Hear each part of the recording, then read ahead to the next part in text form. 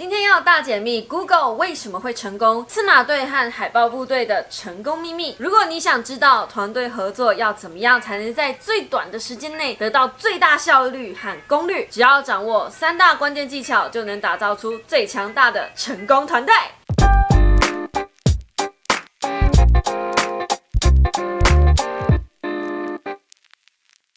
我是奈克吴喵，欢迎回来我的说书时间。好的，这3件事情就是打造安全感、分享弱点、确立目标，是不是很简单呢？最后，如果喜欢我的影片，请用订阅代替掌声。真是的，一点幽默感都没有哎。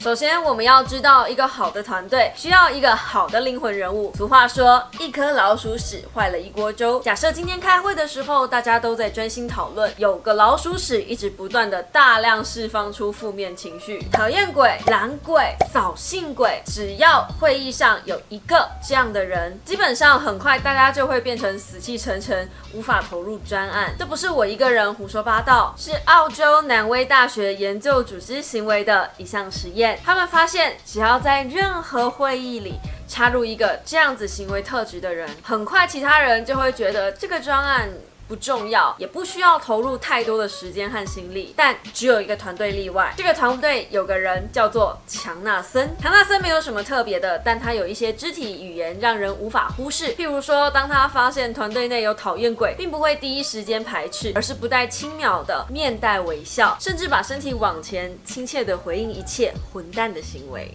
我觉得这需要很高的 EQ。基本上，强纳森做的唯一一件事情，让整个环境变得安全自在又有趣。根据研究显示，当大脑认知处在一个很安全，可以毫无顾忌发表自己言论和看法以及行为的时候，我们很自然而然的会把身边的人当作自己人，也就是一家人。但是充满亲密、信任、默契的关系。简单说，你能在一个团队里找到归属感，所以会很自然而然，甚至是疯狂的替这个团队贡献。归属感线索具有3个基本特质：1. 活力； 2. 个人化； 3.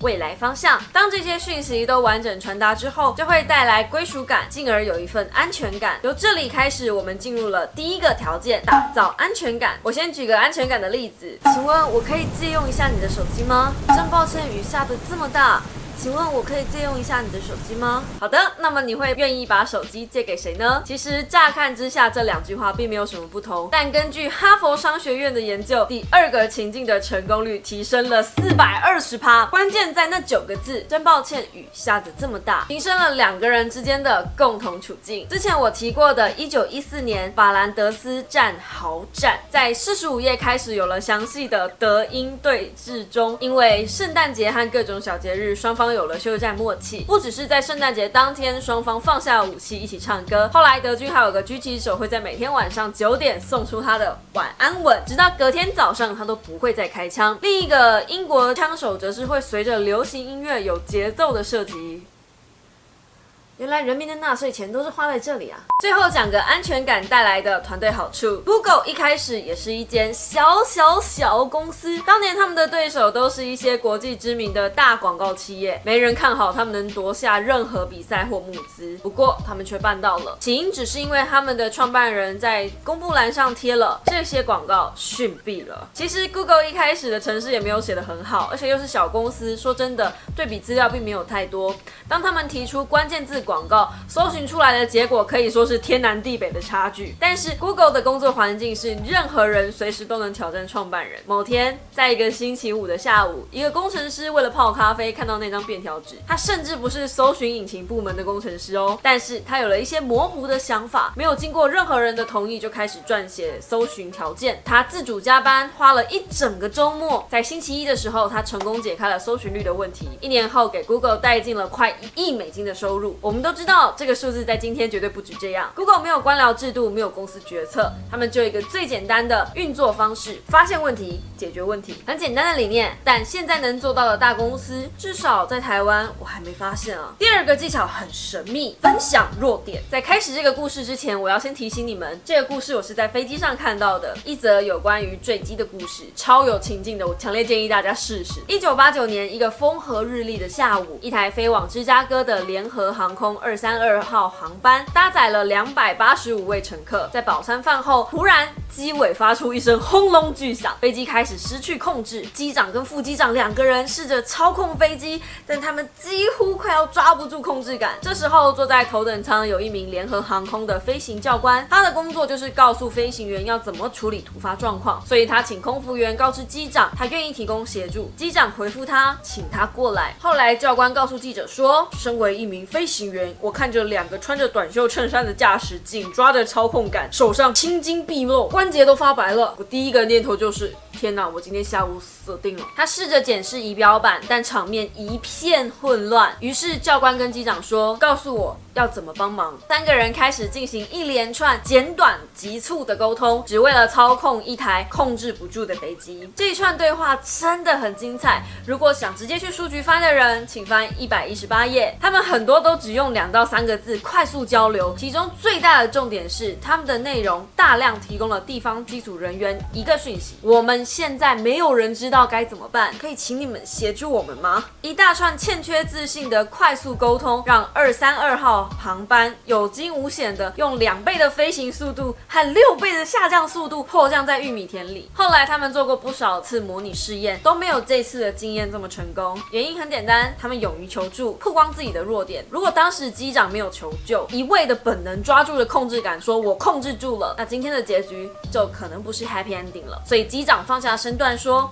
有谁知道该怎么处理？同样，身为飞行教官，大可以一进控制舱就下达指令，但他退了一步，说出告诉我要怎么帮忙。这简单的几个字，让所有人放在同一水平线上，大家一起面对同一个难关。有句成语说同舟共济，大概就是这个意思吧。其实曝光自己的弱点，不光是能快速拉近距离，更大的原因是能够抓住周遭人的注意，倾听，不就是一个团队最重要的成功要素之一吗？这一点可以深入讨论的东西太多了。星期四直播的时候，我可以再分享另外一个海豹部队的训练故事。海豹部队是美国训练出的最强战队，可以在完全静默的状态下精准穿越复杂又险峻的地形，这也是为什么他们被选上狙击宾拉登的原因吧。最后一个技巧，最简单却也最重要，确立目标。有一个明确的目标其实非常重要，不然建立了安全感，明确一起承担风险之后，哪里都去不了的空虚感会很快就侵蚀灵魂了吧。很多公司都有个信念，尤其是大公司都有，或者有些名校会把教室布置成常春藤的风格，甚至在厕所的镜子上都写了你要读哪一间大学。这些格言名言我们以为都没什么用，但交生就因为他们公司的格言挽救了他们整个公司一次重大危机。其实团队主张从一开始加入团队就知道了，但像这样一再的被提醒和重复，就是为了加强信念。两鸟群受到攻击和威胁的时候，会转换成群枭模式。当攻击者快速的冲向其中一只两鸟的时候，另一侧的两鸟会立刻感知，并且以群体的姿态飞离危险。科学家最早以为这些鸟是有心电感应，我没瞎掰，书上真的这么写。后来以为有生物之间的沟通存在，直到最近才证实，其实两鸟的团队建立在不断的注意小型讯号组合上。每只两鸟会观察它周围的环境，至少6到7只的同伴，专注仔细观察的共同习惯在群体中被放大，使得大家表现得像是单一个个体一样。换句话说，这些鸟只做了一件很简单的事，聚焦在少数重要的